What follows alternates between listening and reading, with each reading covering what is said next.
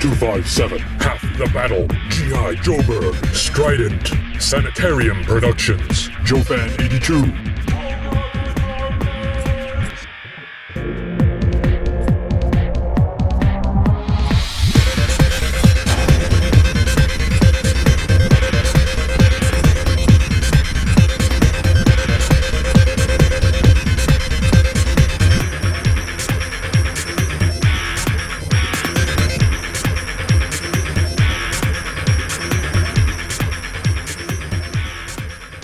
Write down these mysterious codes popping up everywhere. Hello everyone, I'm Kevin, otherwise known as 4 in BX257, and for Cobra Convergence 2, and in honor of a missing friend, I'll be taking a look at Cobra Commander from 1991, better known to collectors as Cobra Commander version 4. Now, Cobra Commander never appears in this specific outfit in cartoon form, which is very strange because the DiC animated show ran from 1989 through to 1992. More on that a bit later. But he debuts this new outfit in the old Marvel comic run of G.I. Joe in issue number 116. But if you remember the comic books and don't remember him ever wearing this outfit in them, you can be forgiven because he only wears it for 4 issues. First, we'll take a look at Cobra Commander's accessories. He has a submachine gun, which doesn't appear to be fantasy-based. It looks very realistic.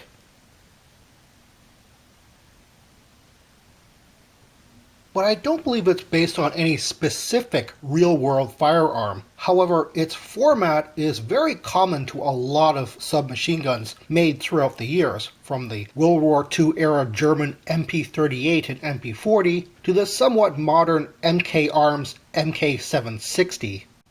Next, we'll take a look at what the contents list on his card calls a spring-loaded flying surveillance weapon launcher. We'll take a look at the launcher piece first. Some very interesting details on the top, as well as this very obvious arrow pointing to which direction things go in.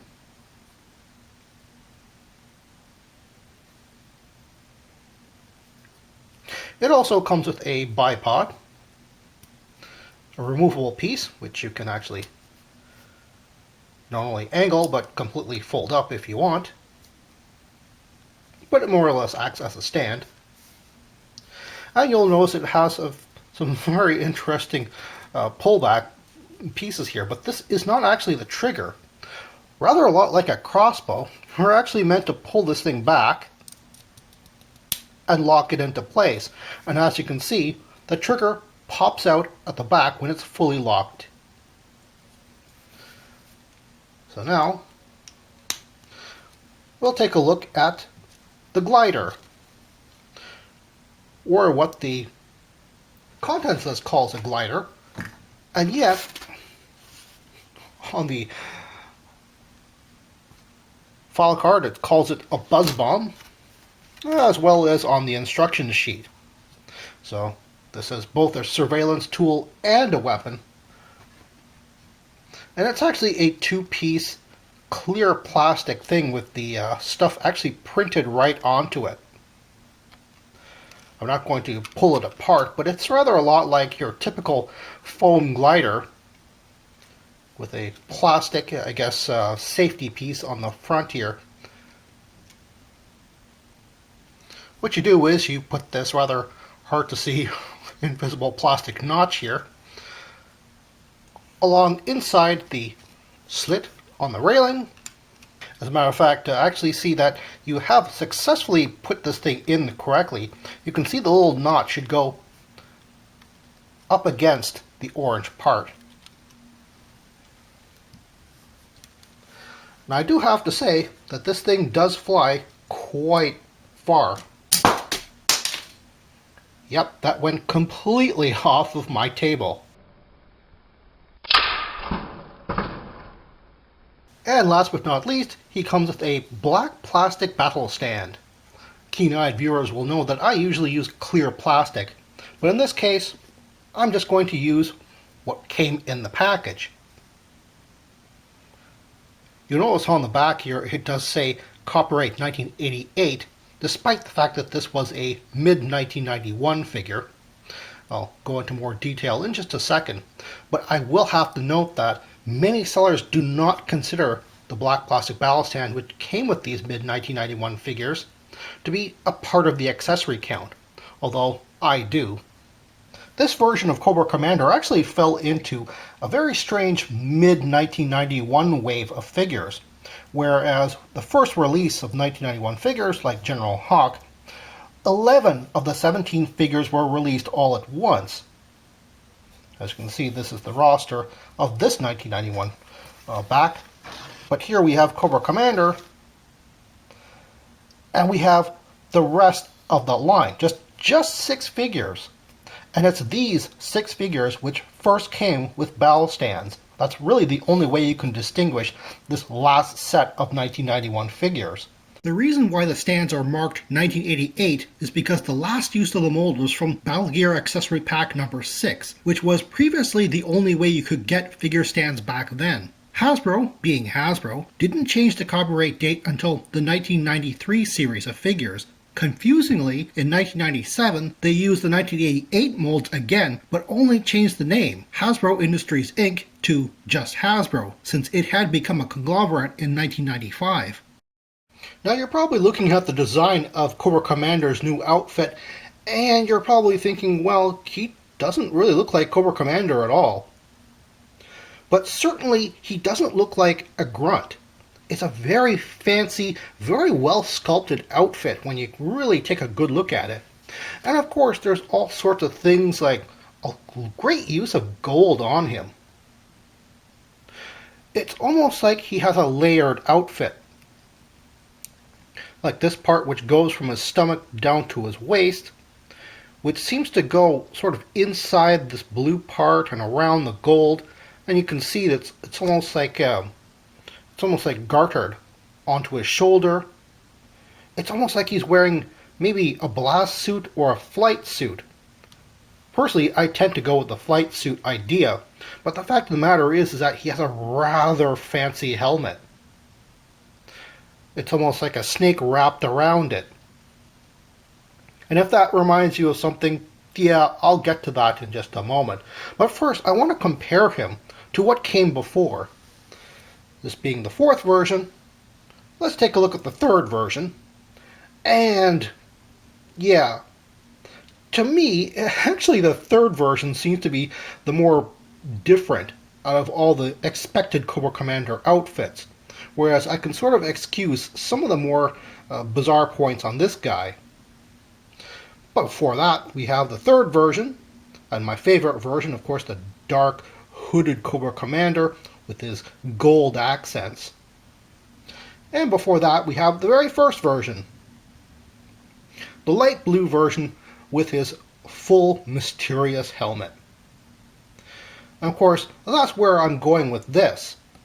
He has a lot of gold, just like the more royal or more command-like gold on the hooded version, and yet he has this full-on helmet like he does on the first version. Now, in the Deke cartoon, they actually skipped over this design, and I'm not quite sure why. They used this version, which was explained in the 1989 5-part miniseries why he used this version, but then when it came to the regular series, they went and skipped over this, and they kept on using this one. Perhaps they just didn't want to design a new outfit, so they just used the existing design, and that was good enough for the animation. But then, in 1992, they skipped over this guy and went straight to the talking Cobra Commander look, which is, well, basically it looks like an updated version of this.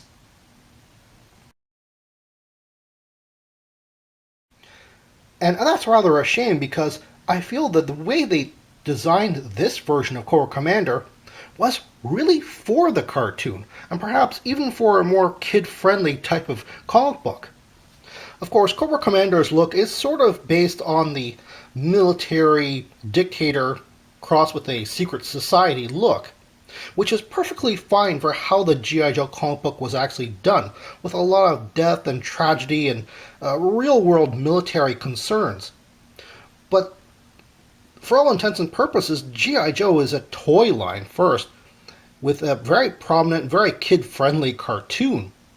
So to actually make him look more impressive as a bad guy, not to say that the military look isn't impressive, but it gives off a certain, well, certainly a different vibe than something that is more like a comic book bad guy, which is what they're going for here.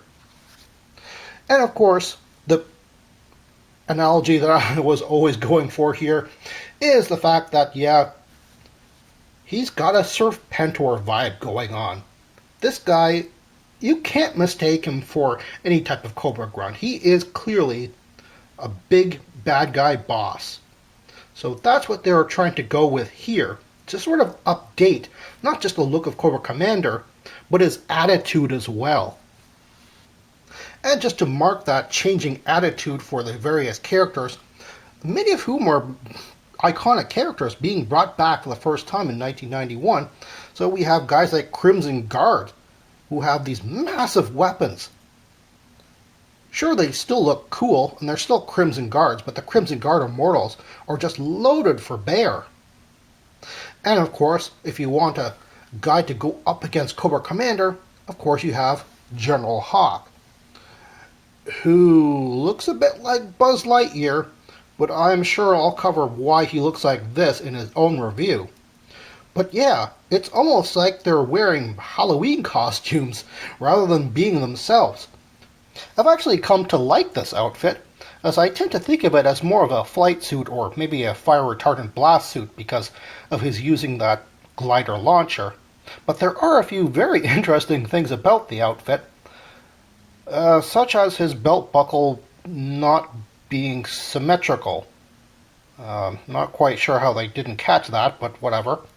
Also the fact that this is the first time we have a trademark on the Cobra symbol right there.